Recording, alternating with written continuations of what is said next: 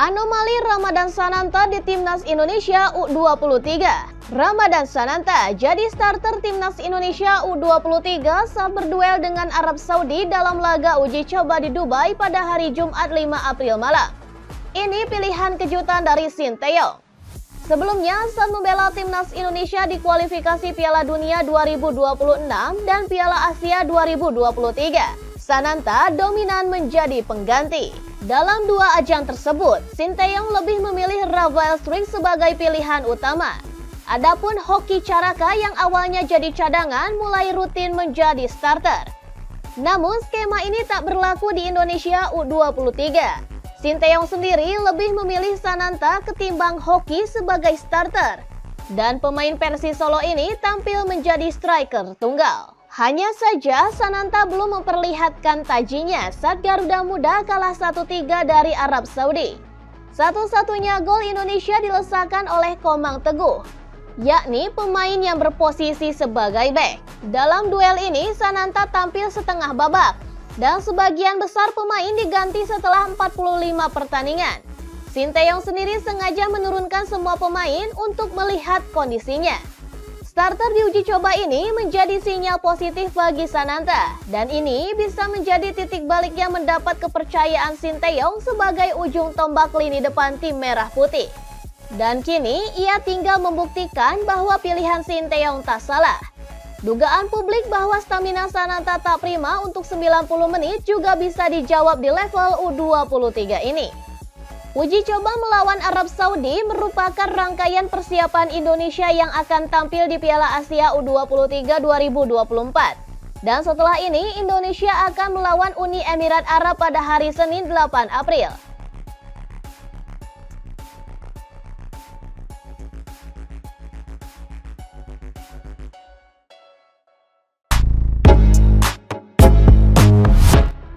Jangan takut pemain naturalisasi menumpuk. Program naturalisasi pemain keturunan utamanya yang berada di Eropa menambah kedalaman skuad Timnas Indonesia dan menambah persaingan. Beberapa pemain baru yang akan dinaturalisasi diantaranya Calvin Verdong dan Jan Schreven. Ini bukan yang terakhir, ada beberapa nama lain yang sedang diupayakan. Dan nama-nama ini menambah daftar para pemain Timnas Indonesia dari jalur naturalisasi. Hingga kini setidaknya sudah ada 10 pemain yang sudah dinaturalisasi oleh PSSI. Mereka sendiri adalah Jordi Amat, Sandy Walsh, Sain Patinama, Ivar Jenner, Rafael Struijk, Justin Hubner, Jai Ijes, Tom Hae, Nathan Joaon, dan Ragnar Oratmangun. Selain itu ada Mark Locke yang naturalisasinya lewat inisiatif pribadi, lantas Elkan Bagot yang memilih Indonesia. Hingga Cyrus Margono juga memilih jadi WNI kembali. Lalu yang menariknya, ada beberapa di antara para pemain ini berposisi sama. Untuk posisi bek sayap kiri misalnya, ada Patinama dan Joaon. Keduanya bersaing dengan Pratama Arhan. Persaingan di posisi bek sayap kiri ini akan semakin ketat jika Verdong dinaturalisasi. Pemain seperti Edo Febriansah pun akan semakin sulit mendapatkan tempat. Namun pemain naturalisasi tak otomatis dipanggil ke Timnas Indonesia. Ia juga belum tentu mendapatkan tempat utama, walaupun nantinya dipanggil ke Timnas Indonesia. Arhan yang hanya menjadi pemain cadangan selama 2 musim di Korea Selatan saja bisa bertahan di Timnas. Kehadiran Patinama dan Joaon juga tak membuatnya tergerus. Sebaliknya, kehadiran para pemain naturalisasi dengan kualitas Eropa membuat Arhan terlecut. Pemain 22 tahun itu terus mengasah kelebihannya sehingga sulit tergantikan. Dan para pemain lainnya sepantasnya juga demikian. PSSI mungkin keras kepala dengan program naturalisasi agar Timnas Indonesia naik kelas. Dan para pemain pun sepantasnya keras kepala menaikkan kualitasnya masing-masing.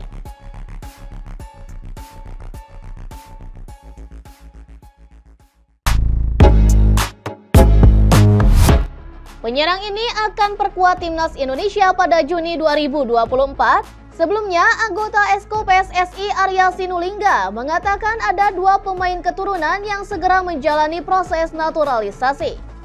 Sesuai kata Pak Ketum, mudah-mudahan akan ada 2 pemain yang diproses dalam waktu dekat ini. Kata Arya Sinulinga kepada wartawan termasuk MNC Portal Indonesia pada hari Selasa 2 April 2024. Meski tidak mengungkap siapa dua pemain yang dimaksud, satu nama diantaranya sudah terindikasi jelas dan sosok yang dimaksud adalah fullback kiri Nijmegen, Kelvin Verdonk. Saat diwawancara channel YouTube Yusa Nugraha, Kelvin Verdonk mengaku siap memperkuat timnas Indonesia. Bahkan, pemain keturunan Aceh itu melaporkan sudah memulai proses naturalisasinya. Konfirmasi ini juga disampaikan pelatih timnas Indonesia Sinteyong. Ia bahkan berharap kalau Kelvin Verdonk sudah tersedia saat timnas Indonesia menjamu Irak dan Filipina di dua laga pamungkas grup F kualifikasi Piala Dunia 2026 zona Asia pada 6 dan 11 Juni mendatang. Lalu, bagaimana dengan satu nama lagi? Ketua Umum PSSI Erick Thohir mengatakan satu nama lagi bermain sebagai penyerang.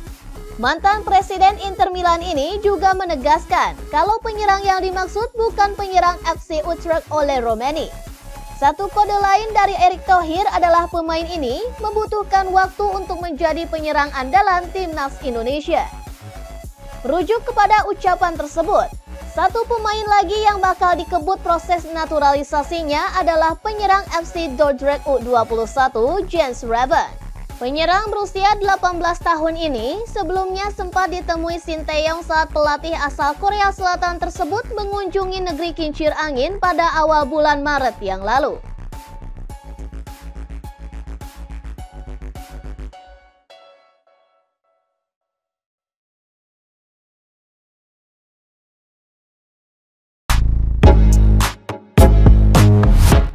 Timnas Indonesia U23 versus Arab Saudi kalah 1-3. Timnas Indonesia U23 menjalani laga uji coba melawan Arab Saudi dan Garuda Muda tumbang 1-3. Timnas Indonesia U23 versus Arab Saudi ini berlangsung di Dubai, Uni Emirat Arab pada hari Sabtu 6 April dini hari waktu Indonesia Barat.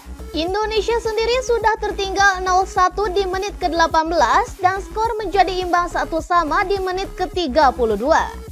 Komang Teguh yang mencatatkan namanya untuk Indonesia dan skor tersebut bertahan sampai turun minum. Indonesia pun kembali tertinggal 1-2 di menit ke-58. Arab Saudi pun kembali mencetak gol di menit ke-89 dan itu membuat Indonesia kalah 1-3. Duel ini sendiri merupakan bagian rangkaian persiapan Indonesia di Piala Asia U23 dan ajang tersebut akan berlangsung di Qatar mulai 15 April mendatang dan Indonesia masuk ke grup A. Di grup tersebut ada Australia, Yordania dan juga tuan rumah Qatar.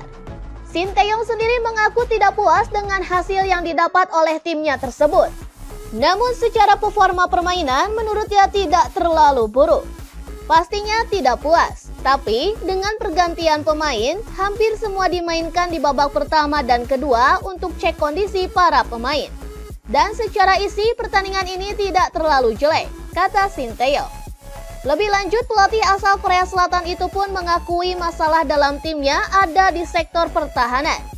Namun kedepannya, dia akan memperbaiki dan menutup celah itu pada turnamen nanti.